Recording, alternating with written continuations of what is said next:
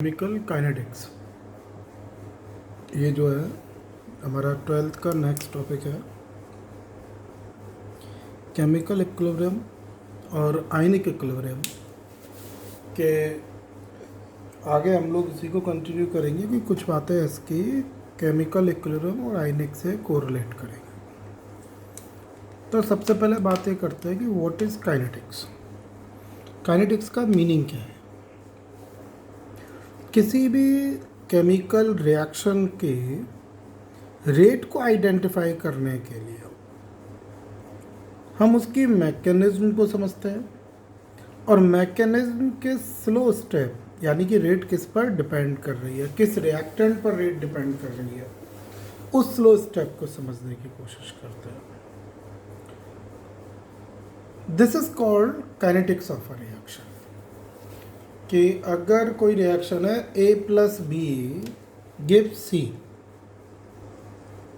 तो इस रिएक्शन की रेट A और B में से किसकी कॉन्सेंट्रेशन पर डिपेंड कर रही है। सबसे पहली बात ये हो सकता है दोनों पर डिपेंड करे, हो सकता है किसी एक पर डिपेंड करे, हो सकता है किसी पर भी डिपेंड ना करे।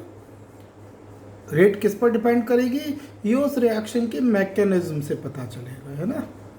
तो वो मैकेनिज्म वाला पोर्शन अभी आगे आएगा। और किस फैक्टर से डिपेंड कर रही है भाई। मान लो ए की कॉन्सेंट्रेशन डबल करने पर रेट डबल हुई, या ए की कॉन्सेंट्रेशन डबल करने पर रेट 4 गुना हो गया, 5 गुना हो गया, 6 गुना हो गया। क्लियर हो रही है मेरी बात। तो रेट को जब आप स्टडी करते हो किसी भी रिएक्शन के लिए, तो वहाँ आपको ये समझना पड़ेगा कि वो रेट उस रिएक्शन के रिएक्टेंट्स की कॉन्सेंट्रेशन से कैसे कोरिलेट कर रही है। क्लियर। और उन रिएक्टेंट्स और प्रोडक्ट की कॉन्सेंट्रेशंस को आपस में रेट के साथ कैसे कोरिलेट किया जा सकता है। तो सबसे पहले अगर मैं रेट ऑफ अ रिएक्शन की बात करूंगा, तो रेट ऑफ अ रिएक्शन क्या कह सकते हो आप। Change in concentration of reactant पर unit time. Change in concentration पर यूनिट टाइम। अब देखो चेंज इन कॉन्सेंट्रेशन लिखा है मैंने। अब रेट को अगर आपको डिफाइन करना है तो रिएक्टेंट की कॉन्सेंट्रेशन में चेंज से भी कैलकुलेट कर सकते हो, प्रोडक्ट की कॉन्सेंट्रेशन में चेंज से भी कैलकुलेट कर सकते हो, यानी कि सभी को आपस में भी कंपेयर किया जा सकता है। तो एक मैं एग्जांपल देता हूँ जिससे इस बात को मैं क्लियरली एक्सप्लेन करता हूँ कि अगर मेरे पास एक रिएक्शन है A plus B give C plus D, तो जैसा कि आप समझ सकते हो capital A, capital B, capital C और कैपिटल D, इसे इरिवर्सिबल रिएक्शन लिख लेते हैं अभी रेट के लिए, कि हम केवल फॉरवर्ड को समझ रहे हैं, हम इक्विलिब्रियम की बात नहीं कर रहे हैं। तो इस फॉरवर्ड रिएक्शन में A और B दो रिएक्टेंट है, C और D दो प्रोडक्ट है, और small a, small b, small c और स्मॉल d उनके स्टोइकियोमेट्रिक कोफिशिएंट्स है। तो मैं अगर रेट लॉ की बात करूंगा तो मैं इस रिएक्शन की रेट को A की कॉन्सेंट्रेशन के साथ, B के साथ, C के साथ और D के साथ, चारों के साथ कोरिलेट कर सकता हूँ कि ठीक है। अब देखो कैसे कोरिलेट करूँगा समझिएगा। जैसे मैं रेट ऑफ रिएक्शन लिखूँगा तो A के लिए मैं लिखूँगा माइनस क्यों लिखूँगा, क्योंकि A की कॉन्सेंट्रेशन लगातार क्या हो रही है, कम हो रही है, जो डिसअपियर हो रहा है। यहाँ माइनस का साइन केवल ये बताने का है कि भाई डिसअपियर हो रहा है। तो minus dA upon dt 1 upon A क्यों आया, वो B के साथ कोरिलेट करने के। Change in concentration of A per unit time, ये इस रिएक्शन की रेट है। अगर B के लिए कोरिलेट करोगे तो change in concentration of B पर यूनिट टाइम। परंतु अगर A को B से कोरिलेट करोगे तो यहाँ पर 1 अपॉन ए और यहाँ पर 1 अपॉन बी आ जाएगा। यानी कि change in concentration of A को change in concentration of B से कोरिलेट करोगे तो इन स्टोइकियोमेट्रिक कोफिशिएंट्स की ज़रूरत पड़ेगी।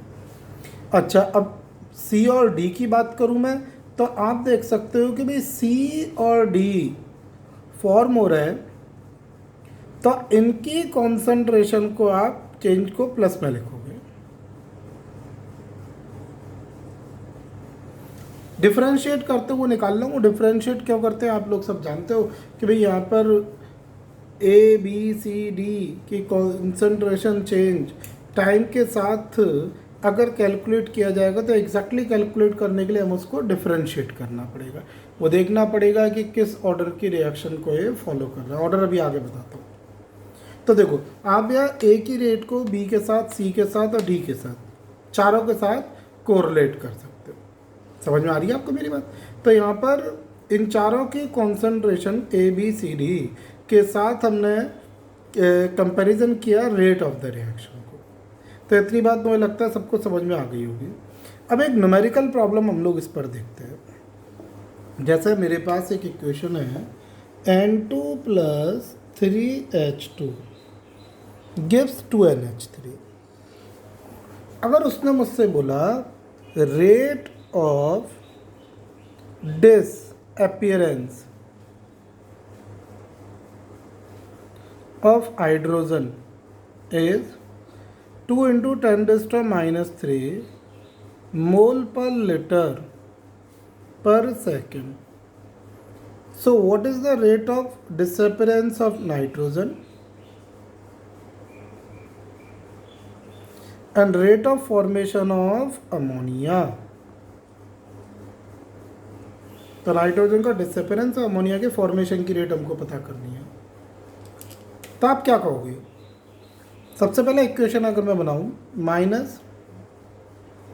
-dN2/dt बराबर -1/3 dH2/dt बराबर 1/2 दी ammonia/dt। ठीक है जी।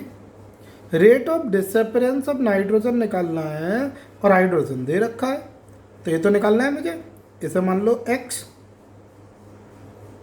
अच्छा, माइनस प्लस का कोई सिग्निफिकेंस नहीं है, मैथमेटिकल सिग्निफिकेंस नहीं है, केवल इतना है कि माइनस लगा दिया तो इसका मतलब डिसअपीयरेंस, या डिसअपीयरेंस लिख दिया तो माइनस हो गया, तो माइनस लगाने की ज़रूरत नहीं है। और फॉर्मेशन की बात करो तो प्लस कंसिडरेबल है, प्लस लिखने की ज़रूरत नहीं है। 1/3 dH2/dt। तो हाइड्रोजन का जो रेट ऑफ डिसअपीयरेंस है वो कितना दे रखा है? 2 × 10⁻³ 1/2, इसको y मान लो। तो यहाँ से हम लोग x और y की वैल्यू निकाल सकते हैं। क्लियर होगी बात?